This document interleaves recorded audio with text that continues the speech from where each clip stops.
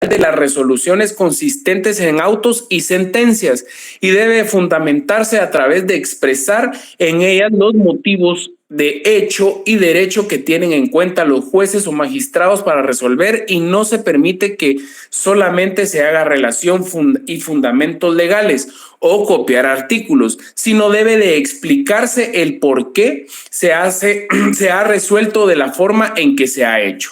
Bueno, aquí estamos hablando netamente de la plataforma jurídica que le toca en este caso al ente Contralor de Administración de Justicia interpretar como tal, pero él no puede venir y solo decir lo que establece la acusación o la sindicación, dependiendo de la etapa procesal en la que vayamos, el Ministerio Público. El juez tiene la obligatoriedad de interpretar ese artículo dentro del hecho punible perseguible por parte del Ministerio Público, haciendo ver la salvedad de los pronunciamientos que se hace por parte de la defensa técnica, y viceversa. Cuando es una interpretación que va a ser favorable a la defensa técnica, también debe de dársele la interpretación y establecer la denegatoria al Ministerio Público porque no se le da la razón en relación a la tesis pronunciada. ¿Esto qué quiere decir? Que para eso le pagan al juez, ¿verdad, jóvenes? Al juez le pagan para venir y pensar, para hacer mayéutica en relación a los hechos que se le atribuyen a una persona que revistan las características de delito o una acción contraria a ley. ¿Estamos?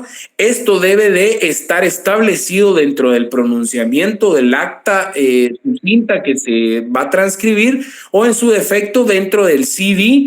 Hablo de acta sucinta porque hay lugares en donde no llega la capacidad de poder grabar las audiencias. Entonces ahí está el pobre secretario, el oficial, escribiendo literalmente lo que se establece o lo que se pronuncia dentro de una audiencia. ¿Estamos? Entonces, eso es lo que forma una resolución, y después de la resolución se hace un análisis y se hace un estudio bastante profundo en relación, profundo y relevante de las acciones que se van a plantear, y eso se va fundamentando con la materia a tratar. Esto es proceso general. Debe de ser dentro del proceso penal, dentro del proceso civil, proceso administrativo como tal, pero obviamente nuestra fundamentación es el artículo 11 bis del Código Procesal Penal.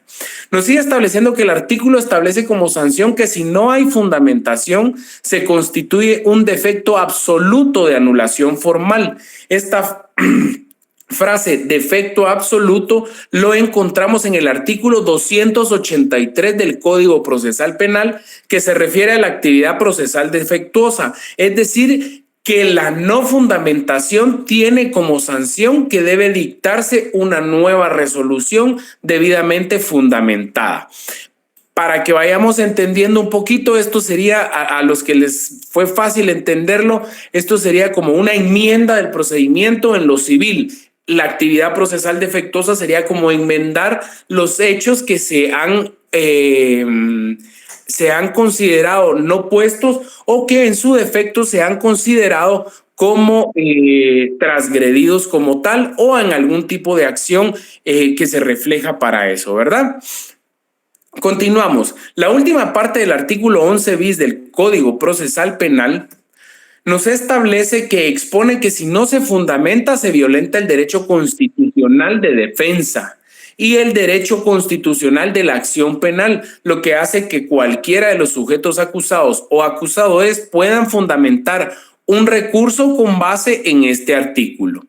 De hecho, uno de los motivos más invocados en los recursos de apelación especial, así como en casación, cosa que vamos a ver, eso lo ven Procesal Penal 2, jóvenes. Esto solo es referencia, es precisamente la inobservancia del artículo 11 bis del Código Procesal Penal por parte de los miembros del Poder Judicial. Ejemplo, nos dan acá, si un juez dicta una sentencia que no está debidamente fundamentada y lo hace sin observar el artículo 11 bis del Código Procesal Penal y por ende se violenta el derecho fundamental de defensa si se condenara porque no se sabe expresamente por qué se resolvió de esa forma o si se viola el ejercicio de la acción penal, ya que tampoco se sabría expresamente por qué se absuelve, por ejemplo, y también por lo que una resolución con este vicio debería de dejarse sin efecto y pronunciarse una nueva sin ese vicio como tal. Todo eso es lo que la ley permea para blindar las resoluciones y no violentar el legítimo derecho de defensa de las personas y no violentar el legítimo derecho del debido proceso como tal que a todos nos asiste. Existe una incongruencia si se diera el caso de que un procesado, por ejemplo, recurriera a una resolución de prisión preventiva por considerar que no está fundamentada y la consecuencia fuera que se ordenara que se fundamente bien. Parecería que en realidad lo que hace el recurrente es pedir que efectivamente se le deje preso y con fundamento. Eso es, jóvenes, lo que vamos a ir a ver dentro de la dinámica del ejercicio como tal. Si nosotros estamos del lado de la defensa y se nos deja prisión preventiva bajo la excusa de que pueda existir alguna peligrosidad de fuga por parte del sindicado y este mismo no se fundamenta como tal, existen otras figuras que nos beneficien como para no plantear que nos digan, mire, fundamenteme bien porque me está dejando en el bote, ¿verdad? Se pueden plantear otras acciones, eso lo vamos a ver más adelante, ahorita no nos metemos en eso, y para que esta persona pueda regresar nuevamente a su libertad condicional o su libertad sujeta a la caución que considere pertinente el juez y así poder desarrollarse como quiera, ¿verdad? Pero lo que se busca es que toda resolución que se dicte efectivamente exprese las razones que se tienen para dictarla. Y si no hay fundamento para dejar en prisión, por ejemplo, así debe de expresarse o viceversa, este artículo obliga a que se emita y se fundamente una resolución de manera expresa, clara, completa, legítima y lógica. Todo eso, jóvenes, obviamente va apegado a los principios de celeridad, pero hacer las cosas celéricas no quiere decir hacer las cosas desordenadas y sin fundamentación alguna. En lo que hemos estado hablando, ¿existe alguna duda, sugerencia o comentario?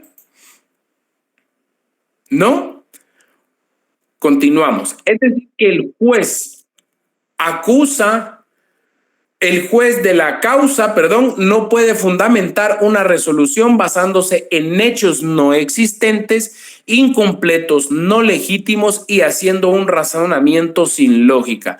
Por lo tanto, lo razonable sería que se conoce un recurso de apelación genérica por una sala de apelaciones contra un auto de prisión por no estar fundamentado y este debería dictar una nueva resolución y no reenviarla para que se fundamente. Exactamente quieren decir de que quien nos tiene que dejar fuera de esta prisión preventiva sería el Tribunal Superior de Alzada, que en este caso sería la sala de apelaciones que tenga ámbito de competencia sobre un juzgado inferior, que este sería el de primera instancia. Cabe mencionar, jóvenes, de que también puede subsanarse con la figura de la actividad procesal defectuosa y restablecerse el procedimiento, que es lo más común que se da, restablecer el procedimiento dentro del proceso para solicitar la reforma del auto de procesamiento si consideramos de que una persona quedó ligada a un delito que no corresponde y la revisión de la medida de coerción cuando consideramos de que no fue otorgada por alguno de los elementos que habíamos hablado, que exista a consideración del juez en ese momento la peligrosidad de fuga, la falta de identidad, el arraigo no acreditado y la obstaculización de la averiguación de la verdad. ¿Estamos? Ahora, vamos a pasar a hablar acerca de lo que se establece como la justicia penal obligatoria e irrenunciable, gratuita y pública, de conformidad con los artículos 12 y 13 del Código Procesal Penal. Entonces, nos establece la función de los tribunales penales, que es obligatoria, irrenunciable e indelegable. La gratuidad responde al hecho de ser un servicio esencial del Estado. En cuanto a la publicidad, es un derecho que la población puede libremente, ay, perdón, jóvenes, perdón, disculpen.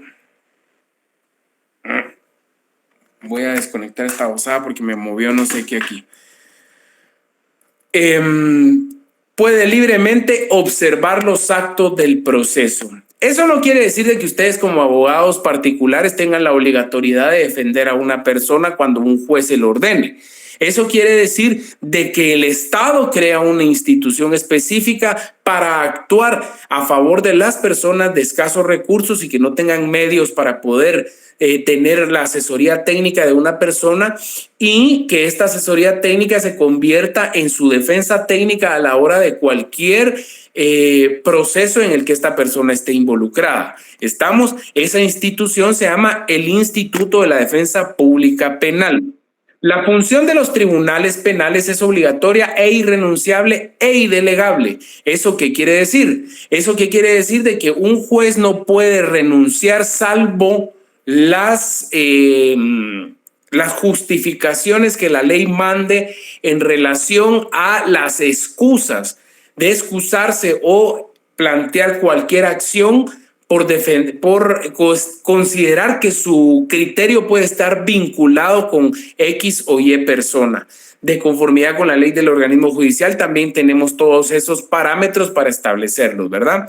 En cuanto a la publicidad, es un derecho que la población puede libremente observar los actos del proceso, como la declaración de una persona en cualquier audiencia en etapa preparatoria que sea reservada según la resolución judicial. La audiencia de etapa intermedia, el debate de segunda instancia, el debate en casación, las audiencias en ejecución y la audiencia en recurso de revisión. Esto establece la publicidad de los actos. Sin embargo, también existe la limitante cuando hay algún tipo de controversia relacionada con la indemnidad sexual de una persona, cuando son menores de edad, o cuando considere el ente investigador solicitar la reserva del proceso para así poder garantizar las resultas del mismo, en virtud de que la fuga de información pueden obstaculizar la averiguación de la verdad y obstruir una investigación plena, precisa y concreta. ¿Estamos?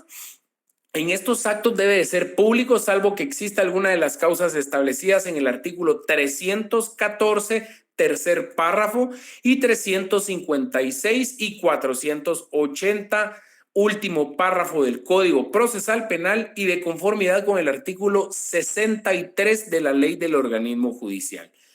¿Dudas, sugerencias o comentarios en relación a esto, jóvenes? ¿Estamos claros? Perfecto. Bueno, ahora vamos a pasar a entender la presunción de inocencia y la forma de interpretar la ley procesal, según el artículo 14 del Código Procesal Penal. Este artículo tiene relación directa con los artículos 14 constitucional y 8 numeral 2 del Pacto de San José. Ahí se acuerdan ir escribiéndolos. Igual este documento ya se los envié al Classroom y ustedes lo pueden seguir ahí chequeando. El derecho de presunción de inocencia consiste en que la persona que esté siendo procesada debe contar con la garantía por parte del Estado de que pueda defenderse con todos los medios legales que la ley otorga, a fin que al final del proceso las personas hayan tenido en su alcance todos los medios de defensa válidos y legales, y que verdaderamente puedan decirse que contó con el derecho a ser citado oído en el proceso sin haber variado las formas legalmente preestablecidas ante un juez competente y establecido antes del inicio de la causa y en tanto que no se encuentre firme una situación de ejecutarse la sentencia que haya sido emitida en su contra y debe considerarse inocente. Un ejemplo claro, gústeles o no, Roberto Barreda murió inocente.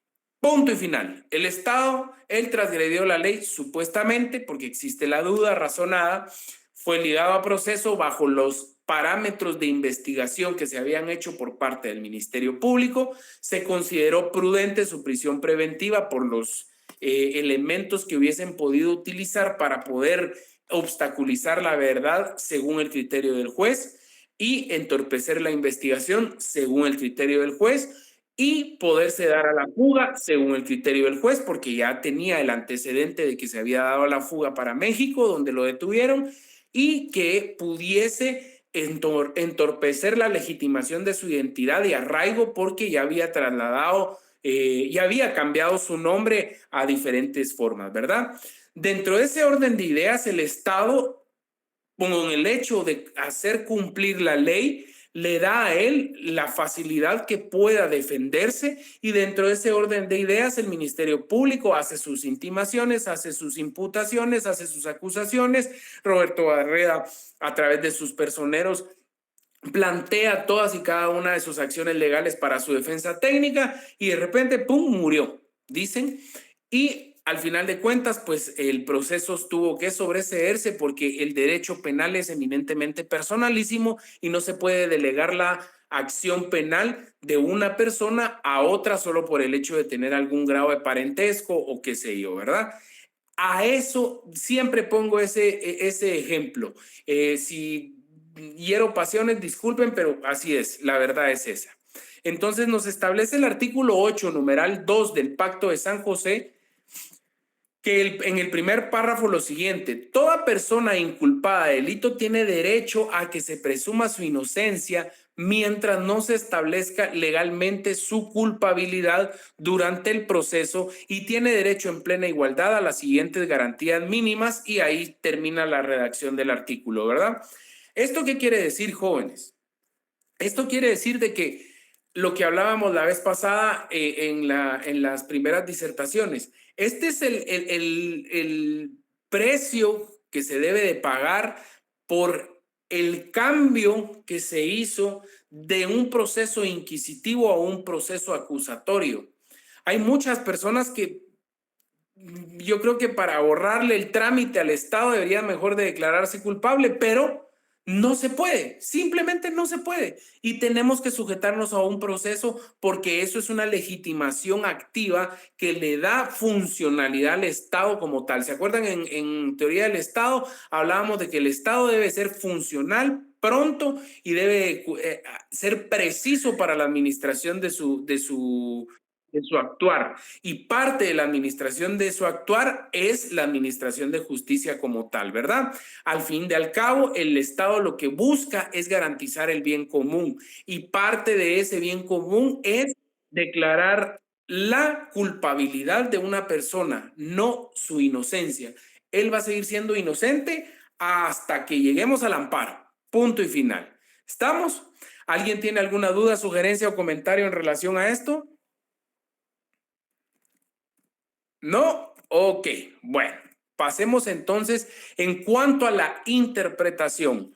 Por parte del segundo párrafo del artículo 14 del Código Procesal Penal, establece que en relación a las disposiciones que restringen la libertad del imputado o que limita el ejercicio de sus facultades, deben ser interpretadas restrictivamente y que interpretar extensivamente y analógicamente en el proceso penal está prohibido, salvo que este tipo de interpretación, ya dicho, favorezca la libertad o el ejercicio de las facultades previstas para el procesado.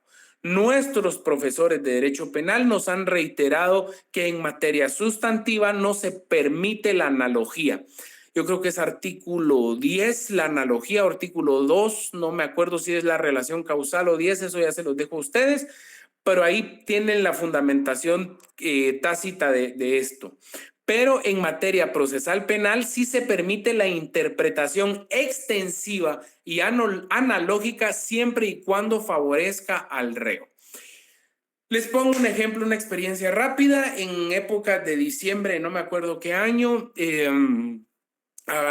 pararon a una camioneta parrillera, empezaron a hacer las requisas y en la parte de arriba iba un canasto con un montón de cosas de pinabete para armar arbolitos de Navidad. Un señor de corte humilde iba con su machete y vino ¿cómo se llama? El policía y dijo, este que tiene machetes. Y él se lo llevaron y lo trasladaron y tuvo su primera declaración. El juez fue una persona súper excelente y me permitió explicarle esta fundamentación y hacerle que el uso de la analogía extentiva es única y exclusivamente para favorecerlo. ¿Eso qué quiere decir? De que se puede presumir de que esta persona en algún momento utilice su machete para cortar leña, para llevar cosas para poder acuerparse con fuego o para usar para cocinar y todo, pero no se puede presumir que una persona solo por el hecho de tener un machete haya talado un montón de ramilletes de pinabete. Y obviamente pues el juez dio atención a mi alegato y muchísimas gracias a Dios se logró dilucidar la situación legal de esta persona. Entonces, dentro de ese orden de ideas, no se puede presumir que solo porque estoy así, porque les acabo de contar de que hay un calor y me bañé, ande jugando, me hubiera gustado estar jugando fútbol, andar jugando, haciendo deporte ahorita, pero no se puede presumir por eso. Se tiene que comprobar fehacientemente de que efectivamente yo andaba en alguna participación deportiva. O el clásico, de que lo miran a uno entacuchado y solo porque lo miran entacuchado en la torre de tribunales ya le dicen lic y tal vez es el sindicado. A ese punto se puede llegar, ¿me explico?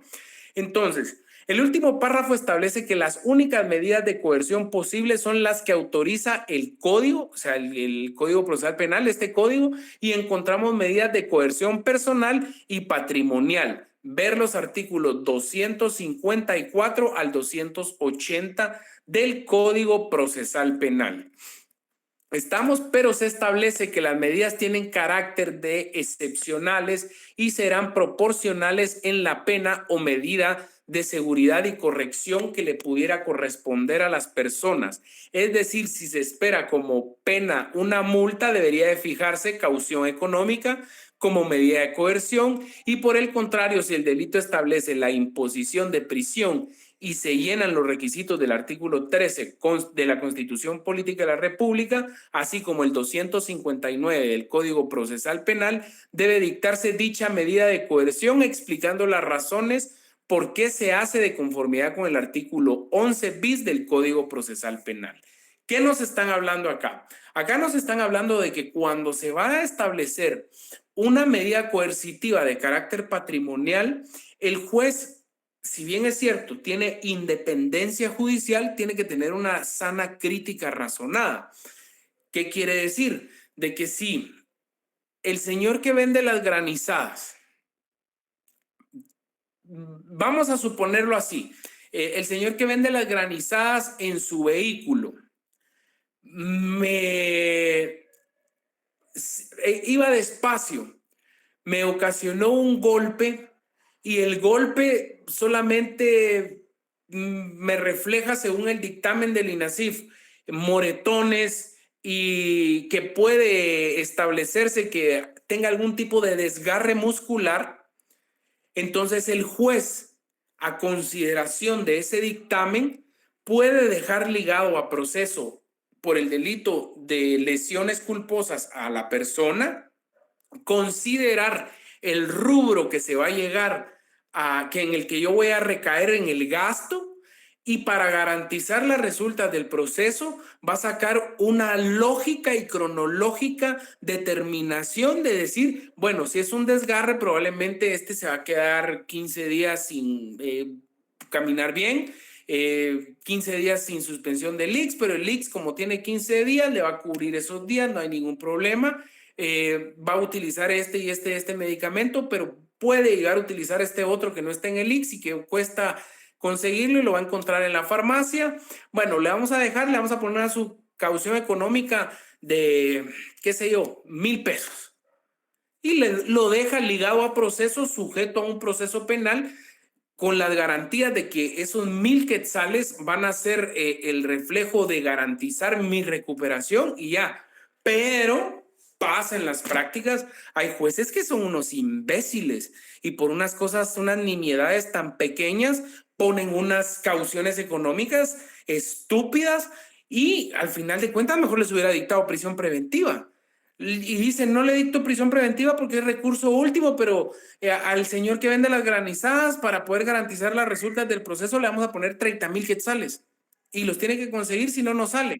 O sea, a ese punto es donde la misma ley establece una balanza, donde, o sea, un juez no puede, y aunque lo hay, parecen mononeuronales muchas veces, pero no es, ese es el fin. El fin es garantizar las resultas del proceso, garantizar una justicia pronta y cumplida, no asustar al otro que tal vez ni de aquí es y mejor se va a ir a Petén a vivir, a pasar toda su vida, porque de dónde va a poder sacar 30,000 quetzales una persona. Me explico. A eso va enfocada la medida de coerción cuando se busca un efecto patrimonial o garantizar las resultas de un proceso patrimonial. ¿Ya? Y por último, encontramos la frase, la duda favorece al imputado. Es decir, que si los elementos que se analizan o las pruebas en el caso del debate no generan en los juzgadores la certeza de algún extremo o de su culpabilidad, deben resolver no en contra, sino en el menor detrimento del derecho del imputado, procesado o acusado, sin antes de dictar una sentencia que exista duda sobre absolver o condenar a una persona. Debe necesariamente absolvérsele y no debería de producirse prueba en contra del sindicado utilizando las instituciones de nuevas pruebas o reapertura de debate que regularmente responden a auto para mejor proveer o mejor fallar. Instituciones del proceso penal anterior. Bueno, ¿qué quiere decir esto? Miren, pues, vamos a hablar lo que suele suceder. Una persona, pongamos una persona de raza afroamericana. La persona afroamericana va caminando, mira a una jovencita normal, común y corriente, tirada, desmayada, recién violentada, la trata de ayudar, la llama a los bomberos y todo, pero como lastimosamente aquí no estamos viendo quién las debe, sino quién las paga, entonces la señorita en su ilucidez todavía viene y señala que la persona morena la había agredido y la había violado. Pasa el tiempo, le dictan prisión preventiva, resulta que es una violación agravada porque a razón de eso la niña, la jovencita esta salió embarazada.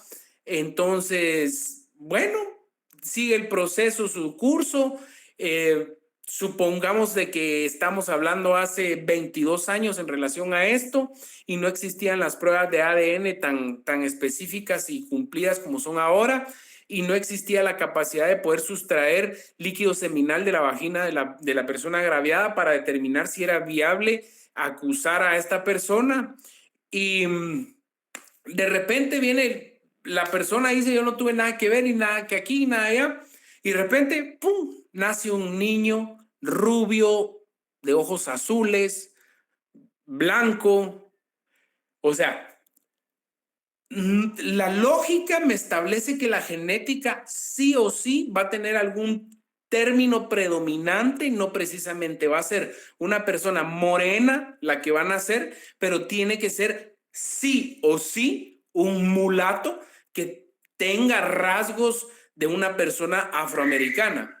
Entonces yo como juez voy a venir y decir, no, momento, acá hay una duda razonada, porque no necesito ser físico nuclear de la NASA para determinar de que esa criatura, la posibilidad de que sea hijo de esta persona es casi nula. Entonces, esos hechos pueden beneficiar a una persona en un delito de esa alta envergadura. ¿Me explico? Vámonos a otro tipo de delito, del delito estos son clásicos, los de violencia contra la mujer. Cuando la mujer viene y dice, mire, es que agarró un bate y me pegó en la cabeza con toda su fuerza. Y por eso, mire, tengo un chinchón. Un momento, un hombre con complexión robusta de aproximadamente 1,80 de estatura versus su pareja que mida 1,65 con una complexión media, agarra un bate y le pega en la, ¿qué sería este frontal? En el parietal derecho y no le haya ocasionado más que solo un chinchón. Un momento, aquí hay algo, aquí hay una duda razonada que hay que someter a criterio.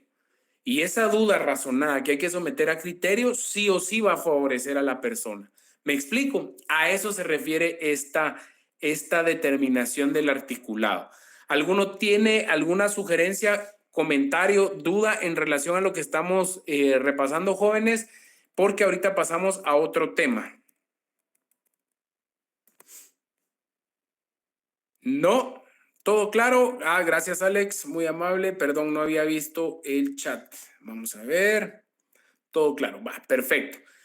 Eh, Pasamos entonces ahora al derecho de a no declarar contra sí mismo, de conformidad con el artículo 15 del Código Procesal Penal. Ahí lo anotan. Este principio constitucional regulado en el artículo 16 también establece que no se puede obligar a una persona a declarar en contra de sí mismo ni declararse culpable.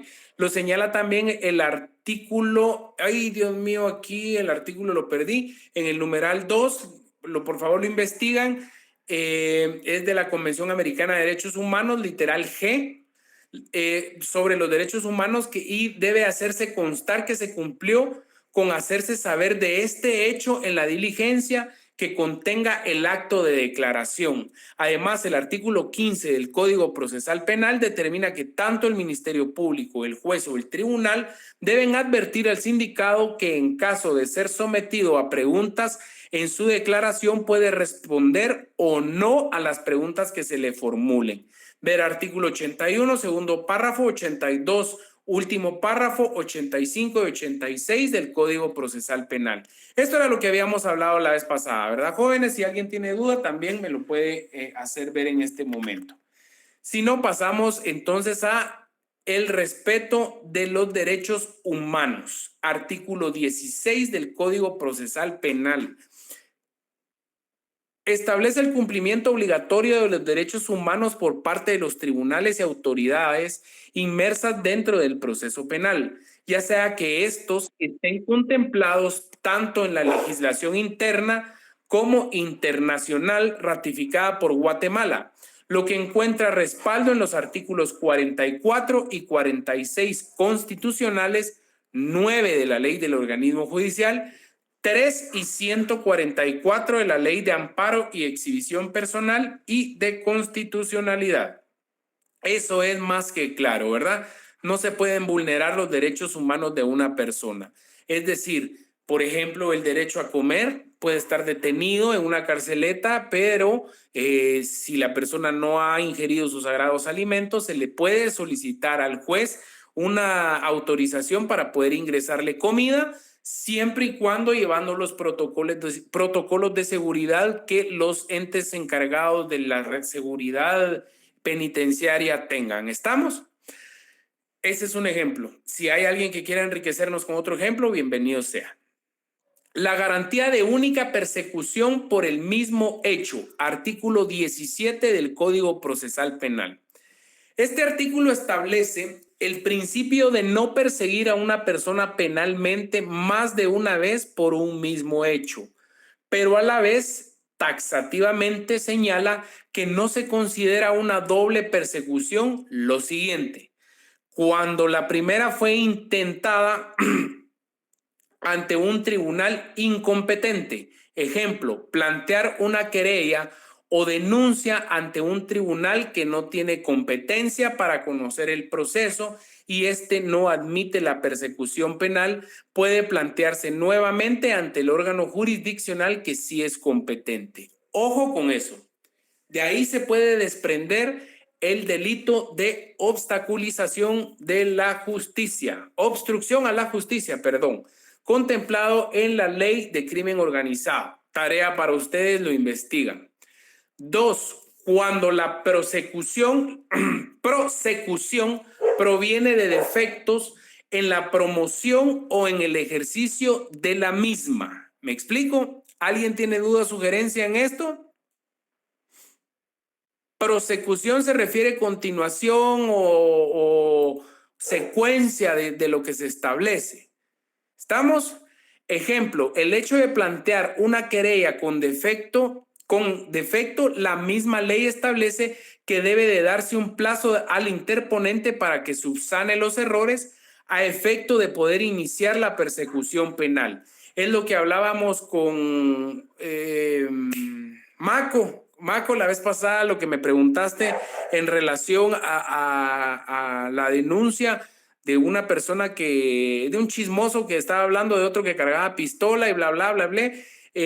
Cuando se determina de que hay una denuncia falsa, hay que ventilarlo a través de una querella y ahí se establece precisamente si la querella está o no bajo el orden primordial que la misma ley manda.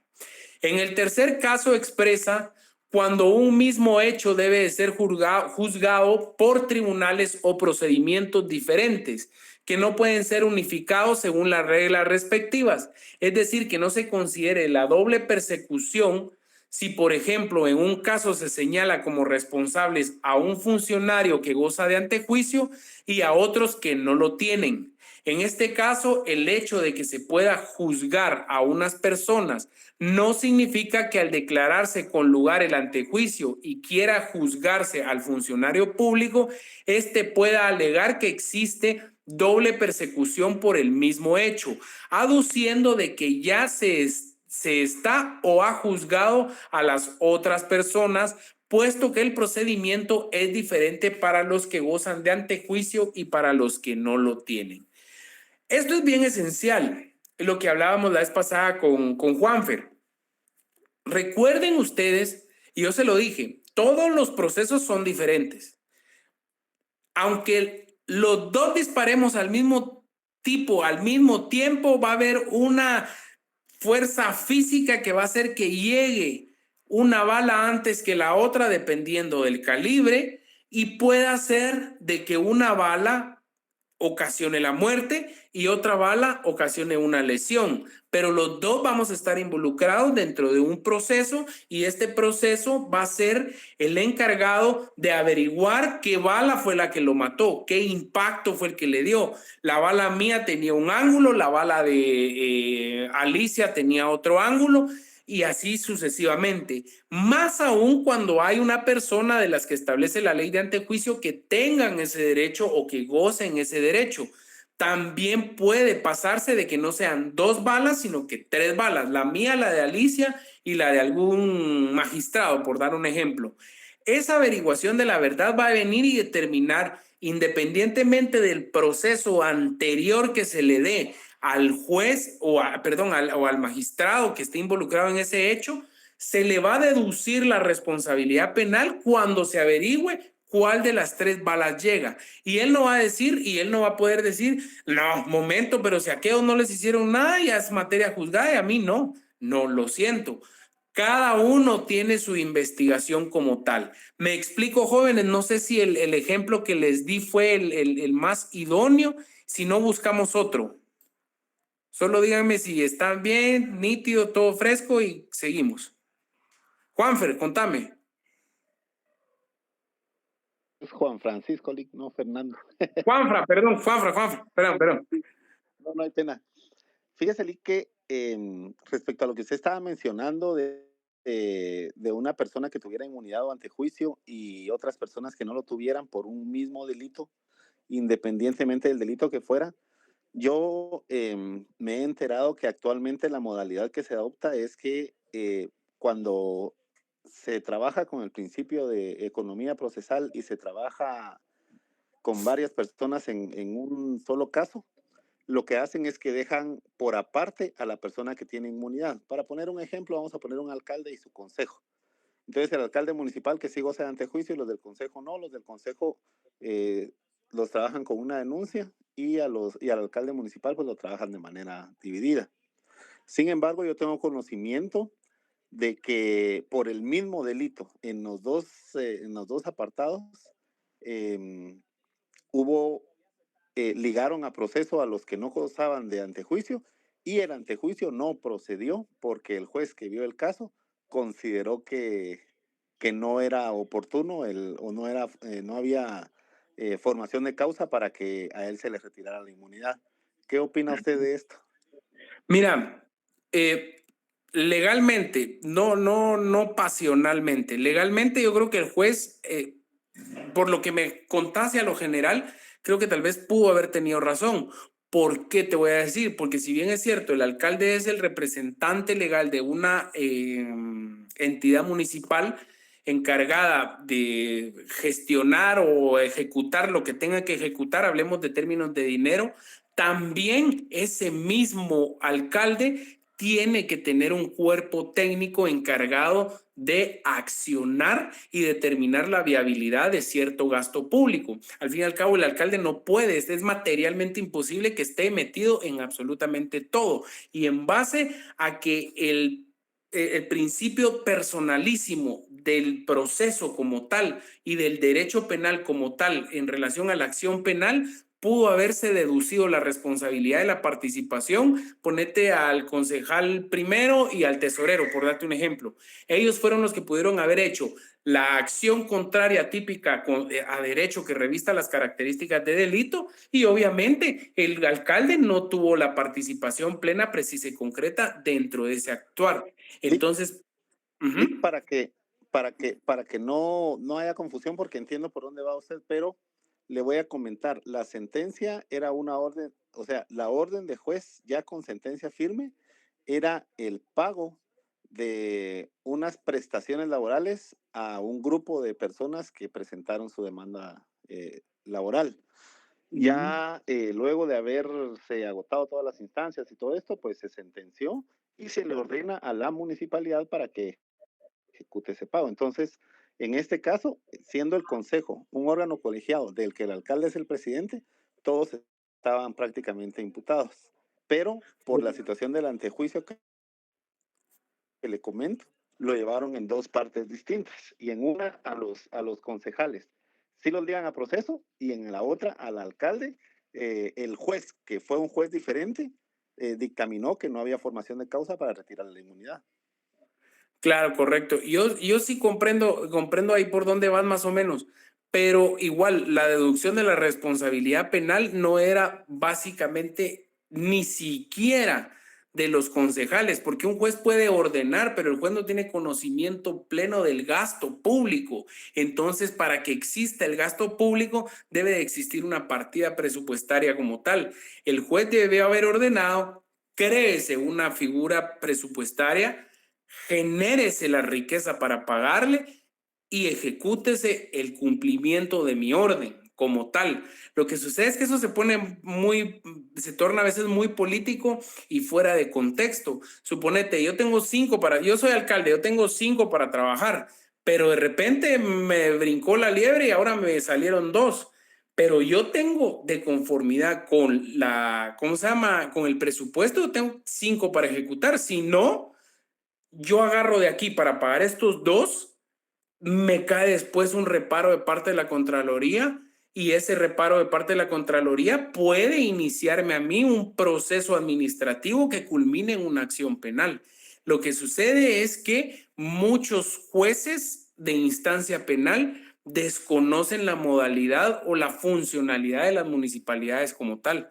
De hecho, ahí hubieran podido hasta deducir responsabilidades en contra del juez, porque el juez no puede venir y decir, ahora le pagan. No, eso se debió haber permeado. Yo creo que De hecho, a mi criterio, yo considero, por lo somero que estamos hablando, yo creo que es más responsabilidad del juez que el mismísimo alcalde. No lo estoy defendiendo, no sé ni quién sea y me da exactamente lo mismo, pero así es el procedimiento administrativo. Cuando se amarra con el penal, crea una antinomia y crea una fuerza paralela que realmente al final de cuentas para siendo el más afectado a la persona que está ahí. Entonces, hay que litigar con conocimiento y hay que litigar con conciencia. Hay que decirle a la gente, mire, a usted le van a pagar 1 millón, pero no se lo van a pagar ahorita de una vez.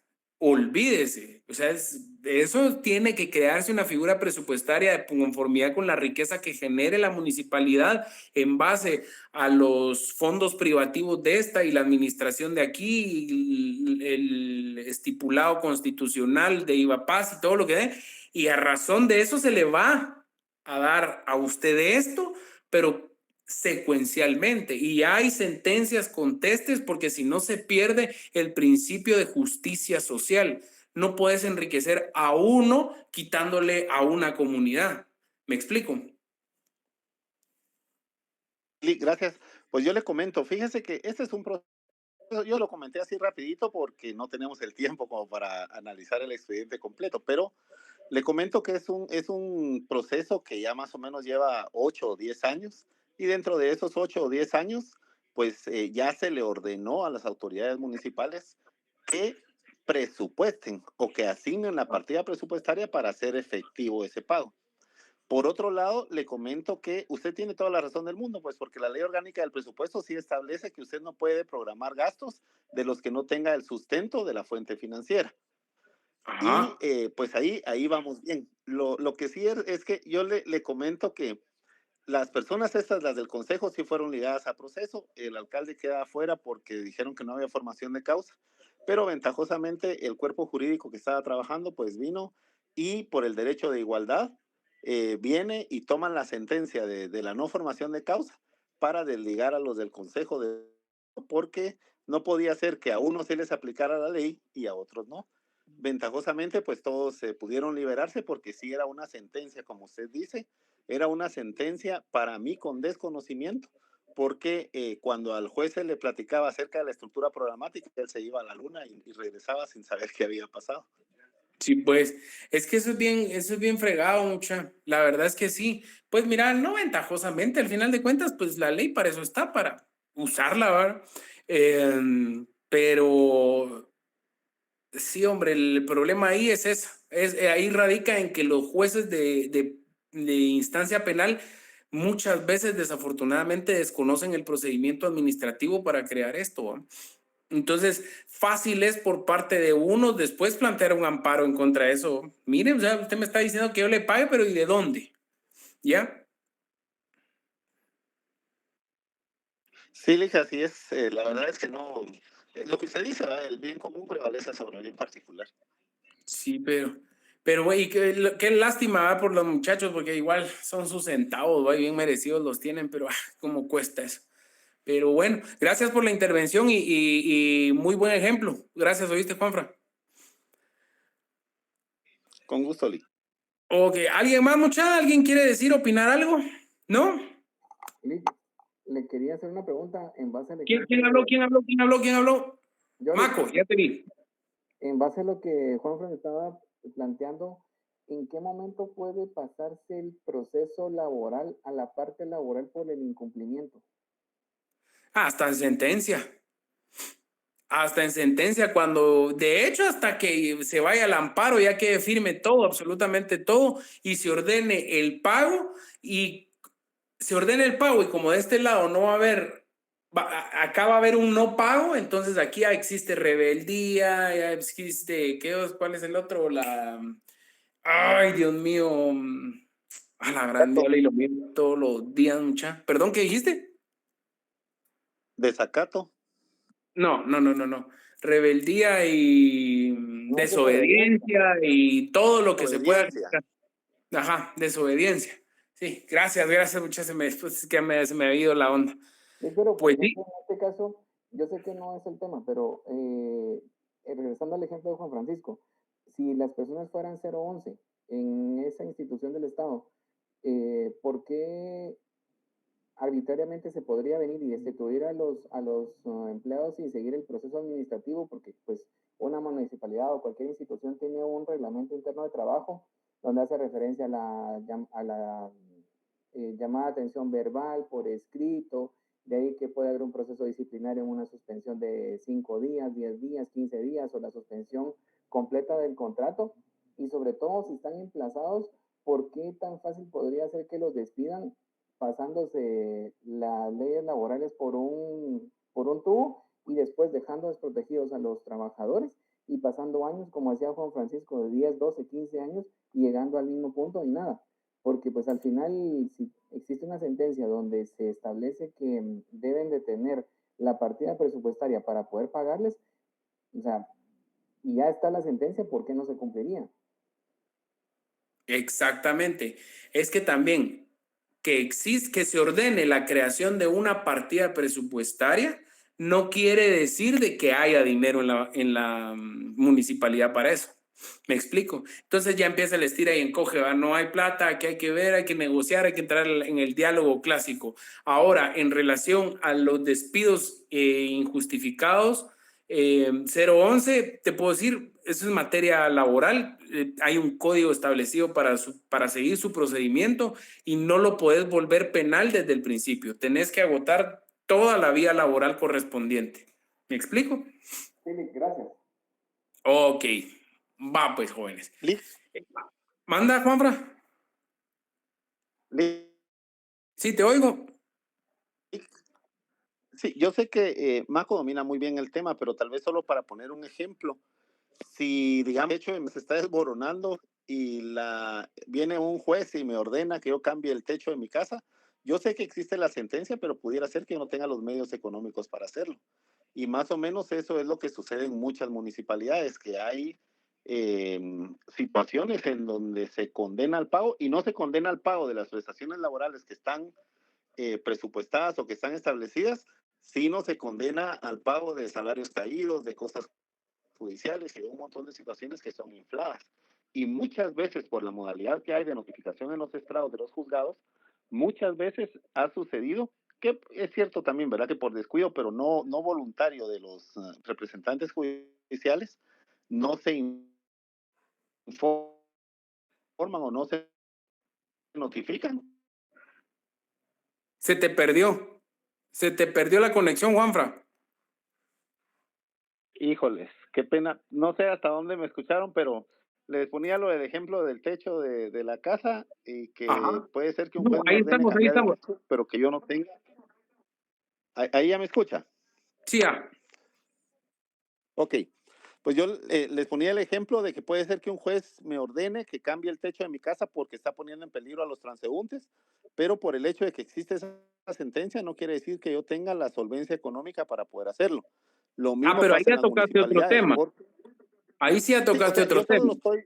Ah, yo solo lo estoy poniendo como un ejemplo para comparar lo que pasa en las MUNIs, que hay sentencias que los jueces hacen sin tener el conocimiento de si existe la fuente de financiamiento para alimentar el presupuesto para hacer efectivo el pago, pero que lamentablemente no solo condenan o no solo sentencian a hacer el pago de las prestaciones, sino que acompañado de eso muchas veces va el hecho de que tiene que pagarse salarios caídos, costas judiciales y en la mayoría de casos hay funcionarios que han sido declarados rebeldes, pero es por esa modalidad de que ahora se notifica mucho a través de los estrados del juzgado y por situaciones que muchas veces no son voluntarias, prescriben los plazos y los declaran rebeldes. Entonces, todas esas cositas que se van sumando, puede ser lo que usted decía, que de repente la deuda era de 500,000 quetzales, por decirle algo, pero al final la sentencia es de 4 millones de quetzales porque ni siquiera se pudo probar lo contrario de lo que había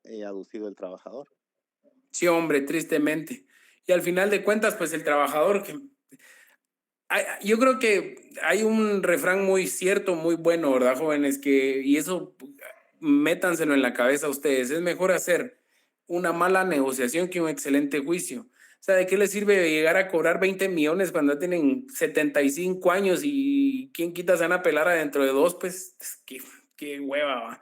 Pero bueno, es percepción de cada uno. Yo preferiría negociarlo y recibirlo pronto y gozar mi plata que estar ahí picándome el hígado y enfermándome. La verdad es que sí, jóvenes. ¿Oyeron? Gracias, Maco. Gracias, Juanfra. ¿Tienen algún otro? ¿Alguien más tiene algún otro comentario?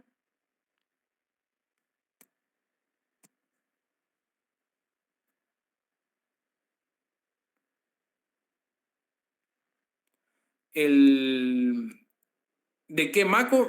¿Qué decías?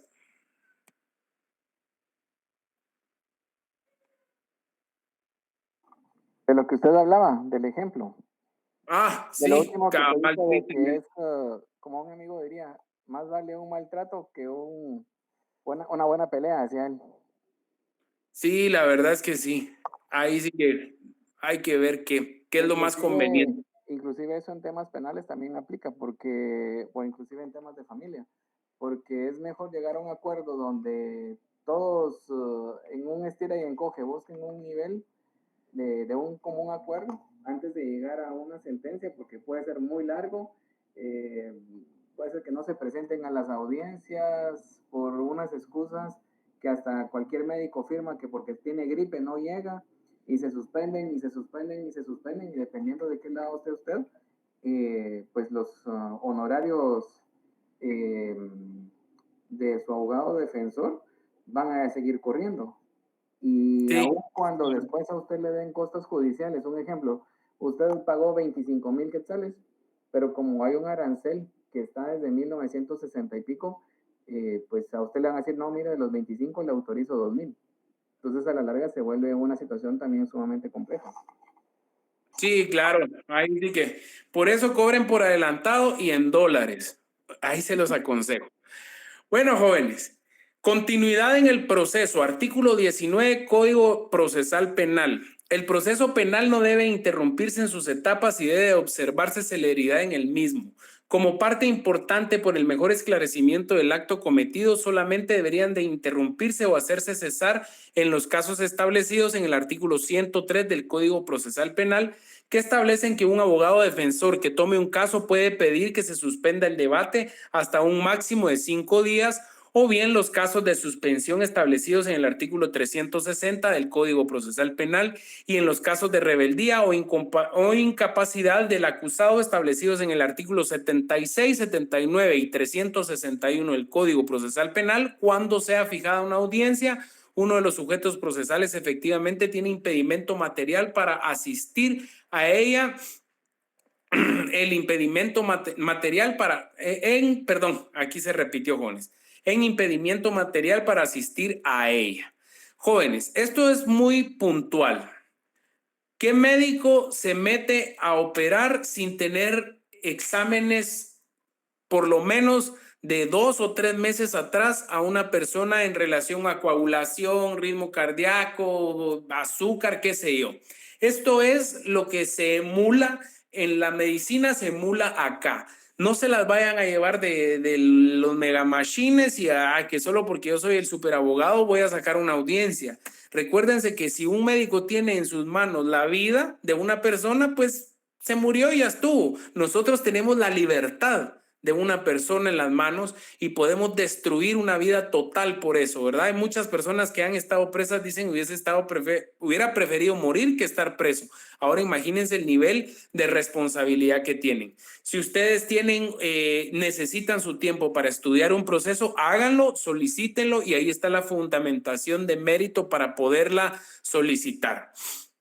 En el derecho de defensa del artículo 20 del Código Procesal Penal establece que reitera que el principio constitucional del artículo 12, vayan anotándolo, también lo contenido en el artículo 7 y 8 del Pacto de San José y 16 de la Ley del Organismo Judicial y 4 de la Ley de Amparo y Exhibición Personal, en cuyo contenido han dicho que la Corte de Constitucionalidad involucra el principio jurídico del debido proceso. Es decir, el proceso es el vehículo del derecho de defensa y se refiere concretamente a la posibilidad efectiva de realizar todos los actos encaminados a la defensa en su persona o en sus derechos o en sus juicios.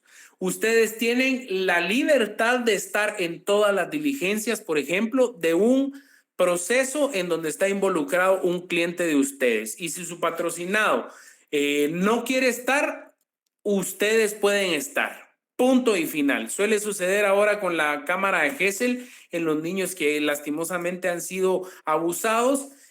Obviamente los niños están sometidos a un estudio y a un trato muy delicado para evitar mayor conflictividad en sus emociones mentales, pero como ellos actúan a través de los padres, muchos padres no desean estar ahí obviamente, imagínense qué tedioso y qué horrible ha de ser eso. Entonces, generalmente los abogados son los que se encuentran en ese momento buscando el bienestar de sus patrocinados, ¿verdad? Igualdad en el proceso, artículo 21 del Código Procesal Penal. El derecho establecido también en los artículos 4 de la Constitución Política de la República y 21 del Pacto de San José establece que todo juez debe de observar esta garantía en el trámite de un proceso penal dando igual oportunidad a todos los sujetos procesales sin importar su posición.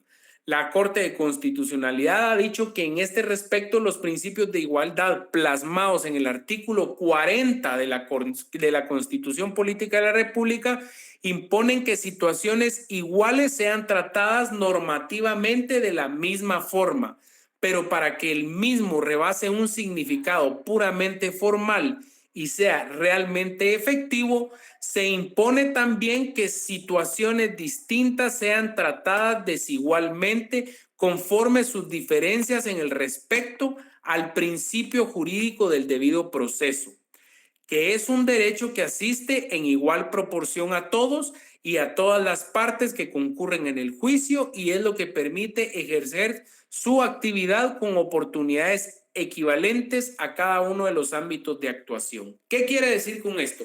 Establece que la Corte de Constitucionalidad ha tenido y ha recaído en amparos y transgresiones que se han hecho de manera continua por parte muchas veces del ente investigador y del órgano contralor como tal. Si el órgano contralor y el Ministerio Público tienen una percha de este tamaño de expediente y ustedes tienen una cosita así, ustedes tienen el derecho de pedirle al órgano contralor que bajo los gastos del organismo judicial les den esa percha de este tamaño, gústeles o no, aunque el juzgador diga que qué gasto de papel, como que lo pagara él con su plata, o aunque dijera lo que quiera, y si no, él recaería en transgresiones claras y tácitas de conformidad con la ley. Un ejemplo es la mayoría de tribunales de la República haciendo uso de la igualdad en el proceso concede el derecho de réplica al querellante adhesivo en la parte de discusión final y clausura de debate. No obstante que el legislador dejará restringido este derecho considerando superior el principio de igualdad para todos cuando sean acusadores y acusados. ¿Estamos? Ahora entramos el asilo, artículo 22 del Código Procesal Penal. Esta garantía se relaciona con el derecho reconocido en el artículo 27 del Código Procesal de la Constitución Política de la República, pero se advierte que no puede utilizarse para buscar impunidad de los actos ilícitos. ¿Eso qué quiere decir? De que una persona puede ir a solicitar asilo cuando ha transgredido ciertas normativas, pero yo no puedo ir a solicitar un asilo. ¿Por qué les puedo decir yo? Por haber matado a una persona, no puedo ir a pedir un asilo por haber violado a una persona, no puedo ir a pedir asilo por haber secuestrado a una persona. Bueno, en el secuestro hay diferentes criterios porque la conflictividad, por ejemplo, dentro de la guerra interna que nosotros tuvimos, ameritó cierto análisis en relación a ese ilícito. Pero la vía diplomática y el asilo no es un ente de impunidad para poder resguardar a personas que hayan transgredido la ley. Ahora pasamos a hablar de la vía diplomática en el artículo 23 del Código Procesal Penal, que establece que los extranjeros no podrán recurrir a la vía diplomática sino por denegación de justicia y en todo caso hasta que hubieran agotado todos los recursos que establece las leyes guatemaltecas. No deberán entenderse por denegación de justicia el hecho que un fallo o una resolución sean contrarias a sus intereses. La Ley de Migración y Extranjería en su artículo 51 y 52, la apelación en la vía diplomática solo tendrá por objeto hacer que se cumplan las leyes y se entenderá que hay denegación de justicia cuando la autoridad judicial rehúye formular una declaración formal sobre el negocio principal o cualquiera de los incidentes de las causas en lo que está conociendo o que se someta a un conocimiento. En este caso les puedo poner el ejemplo del caso McAfee. ¿Se acuerdan del caso McAfee? Que esta persona transgredió las leyes de Belice o de no sé dónde, pasó por Belice y se vino para acá, para Guatemala, y acá consumó un hecho delictivo y no recuerdo la interioridad de ese caso, pero al final de cuentas la sanción que se buscó fue la expulsión para que esa persona dilucidara su situación legal que corresponde a la naturaleza jurídica de otro delito en otro país, y el de acá pues se logró dilucidar de la manera que correspondía. Yo creo que al final de cuentas ya no lo pararon mandando a Belice para que cumpliera su condena, sino que lo pararon mandando a su país de origen, y no sé cuál es el interioridad de eso. Otro de los casos que se puede dar es el clásico motero. No juzguemos a los moteros. El clásico gringo loco que anda allá por allá con ustedes haciendo sus fechorías, no puede alegar de que por ser extranjero él podía tener relaciones sexuales con una niña de 15, 14 años y que por eso se le puede aplicar la ley extranjera y que se le absuelva. No, el hecho cometido fue internamente dentro del territorio guatemalteco y él ingresó como una persona supuestamente turista que sabía y tenía conocimiento pleno de eso, ¿verdad? Por el solo hecho de pronunciar el juez un auto o sentencia en cualquier sentido que sea, no podrá alegarse denegación de justicia, aun cuando se argumente que la resolución de mérito es contraria a las leyes expresas. Es decir, que un extranjero debe someterse a las leyes penales del país, y por el hecho de que las resoluciones sean contrarias a sus intereses o posiciones no significa que se le deniegue la justicia, salvo que efectivamente sus peticiones no sean aceptadas en su trámite por el simple hecho de ser extranjero o que se le vede el derecho de defensa. El clásico es que él diga de que no sabe nada de español, y que necesita que se le otorgue un traductor y a pesar de eso no se le otorgue y se le deje ligado a proceso, ya sería una violación tajante de su debido proceso como tal, ¿verdad? Aunque existen instrumentos internacionales como el Protocolo de Naciones Unidas contra el contrabando de migrantes por tierra, mar y aire, aprobado según el decreto 36/2003 del Congreso de la República, determina que los migrantes no deben de ser sometidos a la ley penal por ser víctimas de estructuras criminales en su artículo 5. ¿Qué quiere decir eso? De que supongamos cuando se dejó venir el éxodo de Honduras, hubiésemos encontrado a una persona portando algún tipo de fármaco o droga no legal y lo hayan detenido, entonces la plataforma de defensa que se hubiese podido o se debió haber utilizado en esa persona, si es que existió, era netamente basado en esta carta de las Naciones Unidas que funda el decreto 36/2003. Eso es bien común verlo, jóvenes, bien común verlo. Eso es bien común verlo. Así es que pónganle atención a eso. Sistema Universal de Protección de Derechos Humanos, el conjunto de mecanismos que surgen en el marco de la Organización de las Naciones Unidas. Dentro de este sistema se identifican mecanismos de protección convencional y no convencional. El término universal procede de la Declaración Universal de Derechos Humanos e indica que estos derechos son propios de todas las personas por igual, sin exclusión ni discriminación de ningún tipo. Se adjunta el documento para lectura de estudiantes que ya lo tienen ustedes en su apartado. Jóvenes, vamos a dejar esto por ahí. Quería ya salir de esta clase. Las primeras dos clases son es un dolor de cabeza porque es mucha doctrina, historia y las instituciones procesales que van a entrar en el examen. Vamos a seguir viendo ya la continuidad de la clase es un poco más dinámica, ya es más específica en relación a la materia y a la ley como tal. Yo siempre voy a hacer el enfoque directo al manejo de código, por eso es que les digo vayan anotando. ¿Por qué? Porque el código es el machete que van a usar ustedes desde aquí hasta que dispongan ya no ejercer. Así es de que espero que hayan anotado sus acotaciones que se les hacen ver en la relación de los articulados como tal. Tenemos 9 minutos. ¿Alguien tiene dudas, sugerencias o comentarios a relación a las disertaciones que hemos tenido? ¿Cómo vamos a hacer el examen? ¿O quieren hablar del tema de lo de la exposición, va de lo de la visita? Y si no, pues que tengan feliz fin de semana. Yo los escucho. Por un pinchazo se suspende. ¿Qué cosa? Ah, sí, ya te entendí. Feliz noche, feliz fin de semana, Juan Francisco. Nos vemos. Jóvenes, los escucho.